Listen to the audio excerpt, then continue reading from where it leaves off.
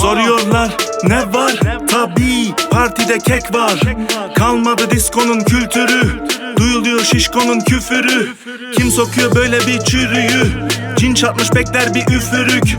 Bırakmaz kızların peşini, kaynatır o keşini. Kargalar yemez leşini.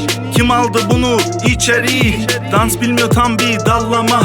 Bari o şekil sallama. Boş ver bunu, partiye devam. Sanki parti derde deva. Velhasıl kelam soruna cevap. Kimsenin başına olma bela. Görüyorum hate, ne var? Cebimde cash, şişko ne var? Cikler bende, söyle ne var? Belimde yine 14'lü var. Görüyorum hate, ne var? Cebimde cash, şişko ne var? Cikler bende, söyle ne var? Belimde yine 14'lü var. Hey kek yolun hastane, ait olduğun yer asıl pastane. Neşem yerinde, parti şahane. Alakam çiklere, parti bahane. Daha like'lamam öptüğüm melekleri. Jale sayar tüm kelekleri. Kala almam dün belekleri. İz bırakırım kickdown gibi. Canki gözlü ister illaki hap. Abi dövüyor çıkarsa bir laf. Artı sönüyor mum gibi paf. Can kıza övüyor beni tıraş kitam. Tabi Muro'nun tipi yakıyor. Heyta beni kafaya takıyor. Hakkımda okçu gibi atıyor. Duyarsam Tyson gibi çakıyorum.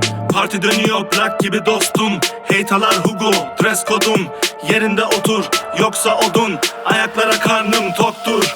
Görüyorum hate, ne var? Cebimde cash, şişko ne var? Cikler bende, söyle ne var? Belimde yine 14'lü var. Görüyorum hate, ne var? Cebimde cash, şişko ne var? Cikler bende, söyle ne var? Belimde yine 14'lü var. Görüyorum hate, ne var? Cebimde cash, şişko ne var? Cikler bende, söyle ne var? Belimde yine 14'lü var. Görüyorum hate, ne var? Cebimde cash, şişko ne var? Cikler bende, söyle ne var? Belimde yine 14'lü var.